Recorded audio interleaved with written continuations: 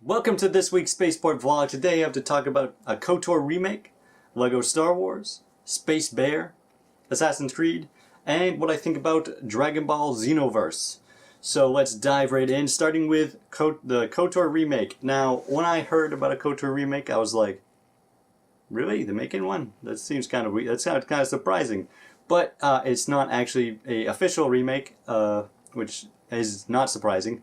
It is being made by some fans, and it's basically a mod for the original game that totally overhauls everything about it. Replaces all the textures. They might just be replacing textures. They're probably also upgrading a few other things. But so far they've done very well. It looks very good. The other thing is, I don't know if this is actually something we needed. I mean, it's definitely cool, and I'm definitely excited that they're doing it. And if they finish it or come up with a demo, I'm totally going to play it because it is still exciting. But at the same time, KOTOR is one of those games where I've never felt like it was outdated. Like, anytime I've ever jumped in, my thoughts is this game still looks great after over 10 years. I think almost 13 years now. This game still looks great, it still feels great, it still sounds great. And there's no reason for a remake. The only time anyone's ever interested in a remake is when it's a game that does feel like outdated. It feels like you can't play it because it's reached a point where it's so old that it doesn't feel good anymore. It doesn't look good. I think about Morrowind, and that game I can still go back to. I can still play it, but at the same time I think about all the improvements and the progress they've made in Oblivion and in Skyrim, and it becomes a lot harder to play it. And even though it's a great game and I love that game, it takes away from the enjoyment a little bit, and it makes me want to have that remake. So they're making Skywind. Maybe they're not making anymore, but that's the kind of thing that I would actually be interested in, is a remake of Morrowind with a upgraded engine, because that would be exciting to be able to re-experience the story and the game, but in a more modern environment. So with KOTOR, like I said, it looks really great. I don't know beyond what they're doing for just replacing textures and completely. I don't know what they're doing beyond that, but I'm sure they'll probably make some other minor improvements. If it comes out, then that'd be awesome. I would definitely still play it that way. It would allow me to experience KOTOR in a way I haven't experienced before. The only thing is, I don't think it's going to finish. And the reason for that is because 90% of these ambitious total conversion kind of mods never pan out. There's always something that gets in the way. Life gets in the way. Something prevents them from finishing. Sometimes it's even legal problems. For example, BioWare or EA or even Disney could go in and say, you can't change this game this much. That's basically copyright. Which, I mean, no matter what, it kind of is copyright. I mean, modding is still technically in that copyright area, while at the same time also not. Depends on how you use it. I'm not going to get into that, but I don't because it's a mod and because people still have to purchase the actual game. I don't think they'll really care about it that much. But in the long run, I think it'll probably be other things that prevent them from not being able to come out. Maybe we'll get a demo, but I think that's probably the most we'll get. But if it does come out, I'm totally fine with that. I would be so excited. So there's that. Next is LEGO Star Wars. At this point, it was announced a little bit ago. There was a trailer for it a couple weeks ago, maybe 3 weeks at this point. I think only 2 weeks ago. So it was announced. It was 3 weeks ago. So it looks really great. It basically looks like a LEGO game. That's pretty much all I can say about it. LEGO games, I mean, they're just cut and dried. Or cut and paste, actually. You just take the formula, you slap on whatever textures and story it is you need, and then you pump it out. And that's just how they work. There really isn't much change between them, and you always know what to expect. they're always really made really well because it's so easy to, as opposed to like Star Wars Battlefront where they tried to redo this whole stuff and they totally missed the mark on what they should be focusing on. The LEGO games, they know exactly what it is they need to prioritize and all that stuff. So it'll be a great game. At this point though, I'm really wanting a more serious Star Wars game because it's been a long time since we had a good, serious Star Wars game. So I'm hoping that the game that Visceral is making is going to be good. We haven't heard anything about it in, almost a year, I think. So supposedly it's going to be a Han Solo game, which could be cool, although I don't know why we're getting a Han Solo, it's like Han Solo's early life. I don't know why we're getting that and a movie. I feel like that's kind of dumb. So it might not be a Han Solo game just based on that. But I think a game would make way more sense than getting a Han Solo movie. Since in the movie he's not going to be played by Harrison Ford, and that just seems a little blasphemous. Alright, so that's pretty much all I can say about that because there's really... It's a LEGO game. You already know what to expect. It's going to be good. Space Bear. It started filming, and I can't wait to see it. What is Space Bear, you ask?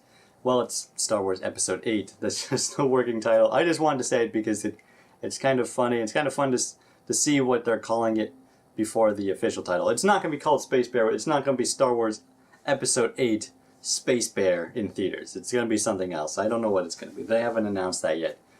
But it sounds good. It could be Space Bear. I'd be fine with that. Assassin's Creed. This also happened a few weeks ago.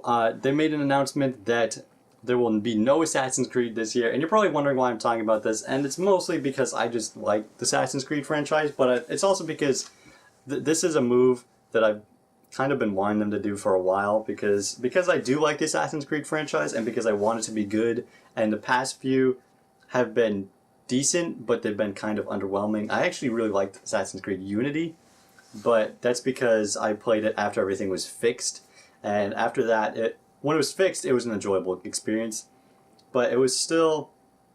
I'd still like to see more advancement in it, and we haven't gotten that. We haven't gotten enough progress, enough change in the Assassin's Creed world. I mean, if you play Unity or Syndicate, I haven't played Syndicate, but if you play that one, and then you go back to the very first one, it's very clear that a lot of, it's come a long way and it's a lot better of a game. But at the same time, the changes have been so slow throughout each iteration of the game that it doesn't feel like that. And also the story in Assassin's Creed Unity, it was alright, it was good, but it didn't seem to have that same kind of love. You can tell when a game has love in it. When a game, people cared about what they were doing. And it didn't totally feel that way. So hopefully this next one will have that kind of caring. But and it might not even come out next year either. It might come out the year after. At this point, we just know it's not going to be this year. I'll tell you that. And also, ones after that might not be yearly release anymore for Assassin's Creed at all, which is also exciting because that just means each Assassin's Creed would actually be a unique and better game. And that's all I want. That's all I ask for. Alright, so that's all I've got for news. I'm going to talk about Dragonball Xenoverse because I've been playing that the past few days. It's definitely a great game. It's been a long time since we've got any really good Dragon Ball games.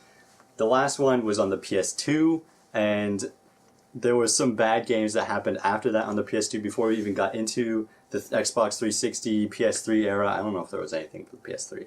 I'm sure there was, but they've been really bad since Budokai Tenkaichi 3, which I personally actually haven't even played, but I know it was a good game. They've been bad since then. So it's really refreshing to finally get an enjoyable Dragon Ball Xenoverse game. With that said, there are some problems that I have with the game that I want to address right off the bat. First off, the story is kind of enjoyable. It's kind of confusing and weird, but there are points when you get to the story where you just cannot keep playing. You have to stop because suddenly the jump between what level you are and what level the next mission is such a huge gap. You have to go off and you have to level yourself up doing side quests. Now these side quests are, for the most part, they're kind of enjoyable. There's quite a few that are kind of frustrating. So this can be kind of frustrating because you're experiencing the game and you reach a point and suddenly you have to just go grind and level up, and it can take a while, and that's frustrating. And then another thing that goes along with these side quests is that they've introduced something where there's more exploration involved, which I really like. I like the idea that I want to be able to explore with my character and like check out the areas they designed, because you really don't, when you're battling each other, you're really not focusing on the environments. So this gives you a chance to really focus on those environments. The only thing is, there really is no reason to explore. You explore, you collect like materials and stuff. When you do explore, you try and find stuff. But the stuff that you find while exploring is so pointless and so not worth it that you really don't have any reason to try and do it. And that's just kind of sad, because it really means that this whole new feature that I've kind of been wanting, I don't do, because I don't have a point to do it. And there are other really cool stuff you can get in those quests, but you can't get them, as far as I've been aware, you can't get them exploring. There are other higher power items you can get in these quests, but you can't, as far as I'm so far aware, you cannot get them exploring. You can only get lame stuff exploring. You get the better items when you beat people up and do certain things during the fights, and that just makes it more disappointing, because why can't you get them while you're exploring? I mean, what's the whole point of exploring at that point? And the other thing that makes it even worse is it's really impossible to get these items anyways. There's such a low chance to get anything that's good that you'd have to grind forever just to finally get the item you wanted, and it doesn't make it worth it. It doesn't make me want to play the game. It doesn't make me want to keep doing these quests. Another one, along with that, so there's the Dragon Balls, and you would imagine the way you get the Dragon Balls, you'd fly around and you collect the stuff exploring, because that just makes the most sense. That's what they do in the shows. That's what you do in any other game. You explore. I mean, you're fighting and you could randomly find a Dragon Ball in the map, and it was really cool. It was like, oh my god, I finally got this Dragon Ball, and it's kind of a chance thing that happens. But that's not how it works. So how it works is there are very few amount of quests where you can get Dragon Balls in. And that's out of like 60-something quests you can do. And there's like maybe 6 of them, maybe more, 6 or 8.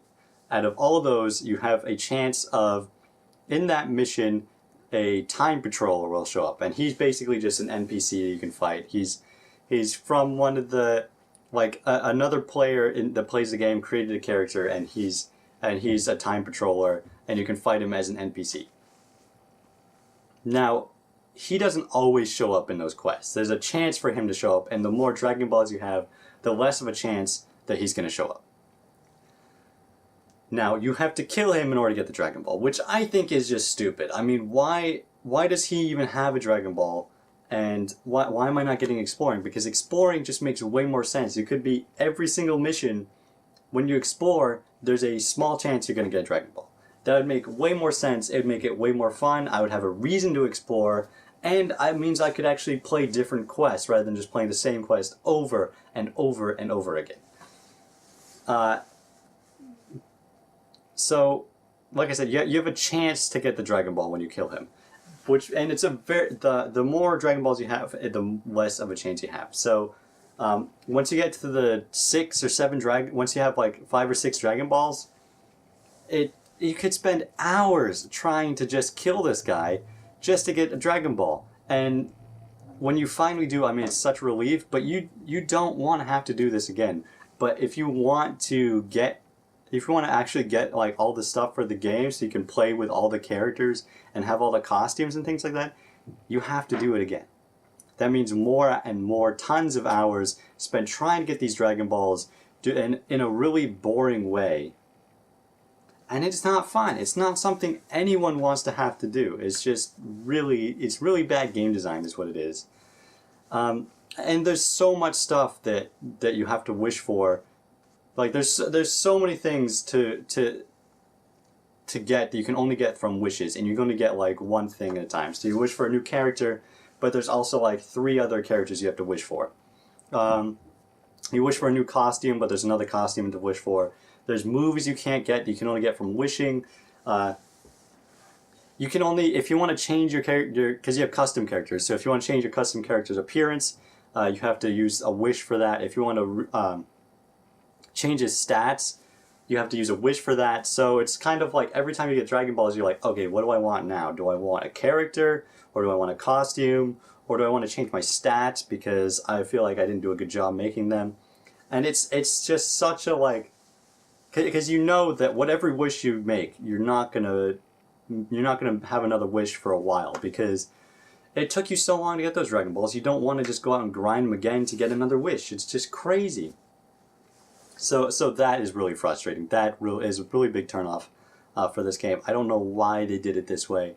There should be a higher chance to get Dragon Balls in the first place, and it should be exploration. I shouldn't have to beat up some random guy who has a Dragon Ball for no reason in only so few quests. So the last thing that really bugs me is the costumes themselves. So for your custom characters, you get costumes. You can change your appearance. The only problem with that is these costumes affect stats. So it's not just cosmetic. It's also, you have to think about how these costumes are going to affect your design for your character. And it'd be one thing if it was all like positive stuff. Like if it was one costume gave you plus to your health, and then another costume gave you plus to your attacks. But it's not like that. It's one costume will give you like so much bonus to your attack power, but at the same time you'll get the same amount taken away from your health. So you'll have really bad health, but you have really high attack. Or what happens a lot is you have your super moves, which is like Kamehameha and all that, those super awesome moves you see in Dragon Ball Z, and then you'll have your basic attacks, which are your punches and kicks that you use a ton of, because that's basically you build up Kai with that. That's how you have to do that in order to use your super moves at all. And so for me, it made sense. Okay, I'm gonna put my stat points into my basic attack, and I'm gonna put it into my super moves, and that's my main focus. That's what I'm gonna focus on. But almost all the costumes that have any kind of stat change to your basic attack, whether it's positive or negative, it's going to have the opposite effect to your super moves. So if you have a costume that gives you a ton of basic attacks, then your super moves are going to take a major hit because it has a very negative effect on them. And that's just how they all are. And it's really annoying because it means that I really can't specialize my character in the way I wanted him to. And it's frustrating. I don't know why they did it that way. I mean, I understand to some extent why they thought giving the costume stat changes at all makes sense, but I think they did it in a really poor manner. And I think it would just been better if if the costumes didn't have any changes at all, because then you could just make your character look exactly how you wanted him to look and not worry about all that other stuff. So that's pretty much what I have to say about the negative stuff for that game. Overall, it's a really fun game. I do wish the environments were a little bit bigger, and I do miss like totally destructible environments. They're really not that destructible at all, which is really disappointing. I mean, you think about Dragon Ball Z, and they're destroying stuff left and right. And so, I mean, the fact that you can't really destroy much at all is kind of sad. But overall, I mean, the gameplay itself is very fun. The storyline overall is kind of fun. Creating your character is fun. The way it's set up is enjoyable. It's an enjoyable experience, and I think most likely these are things that'll probably be addressed by Xenoverse 2. I mean, I don't know for sure, but usually how it goes is the Dragon Ball Z games, as like you have Budokai, and then you have Budokai 2, and then Budokai 3, and Budokai 2 was an improvement, but it wasn't like mass improvement. Then Budokai 3 was just like totally everything they wanted. So so I think Xenoverse 2 will be, they'll make improvements, but it won't be perfect. And then Xenoverse 3, if they get that far, hopefully, because the third one is always the perfect one. Xenoverse 3 will be amazing, and it'll be finally the Dragon Ball Z game that we've been waiting for since I guess since Budokai Tenkaichi 3, but maybe even Budokai 3. Budokai 3 was freak. That's plain and simple. So, if I have to say anything about it, I'd say it right now it's $50 on Steam. You could probably, if you want to get it for like Xbox One or PS4, you can get it for cheaper. You generally get it like for $30 if you get a pre-owned one or something like that.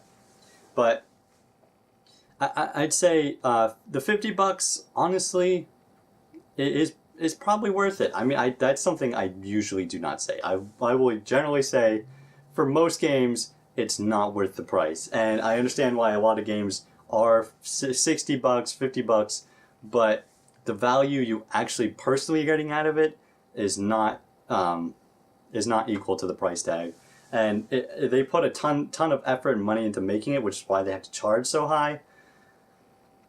But it's not worth the payment. But so Dragon Ball Xenoverse, if you do really enjoy these games, then the price tag is totally worth it. It's a game. It's a great Dragon Ball game. We've been waiting one forever. The grinding is a pain in the butt, but you know, I mean, it's fine. A lot of Dragon Ball games have had grinding, just not this bad. So that's about as much as I can say. It's a really good game. If you want a great Dragon Ball game, I would definitely recommend this one, but you can check out Budokai 3 too. Not 2 as in the number, but TOO. Because Budokai 3, that was a great game. You should check out that one too. Alright, that's pretty much all I have to say for this week. I hopefully will see you next week. I'm going to try and keep doing these every week from now on, but at the very least it'll be every other week. Sometimes the next week I don't get a chance to do it just because, you know, it's like I said about the mods, you know, life gets in the way and it sucks because life is dumb and I wish it didn't get in the way, but it did. So I will see you guys soon, within a week, within a week to 2 weeks. If you play Dragon Ball Xenoverse and you have other complaints, say in the comments, because there's probably something other that bugged you that also bugged me. That overall, those are really the main things, and I think if they improve that, then that'll be fine. Oh, there was one more thing I really should mention. Super Saiyan, going into Super Saiyan mode does not feel worth it. You like in the shows when they become Super Saiyan, it's like suddenly they're like 10 times stronger than they ever were before, and in the game it's like you were 1% stronger, and it's like I don't feel like it's Super Saiyan. I just feel like I have yellow hair now, so that's kind of sad. But I will see you guys later. Don't forget to subscribe, and also if you like this episode, you can hit the like button, but subscribing definitely helps me out more, especially it helps you out, because that means that you can be able to know right offhand when I have new episodes up, and then you won't have to search in the search. See ya!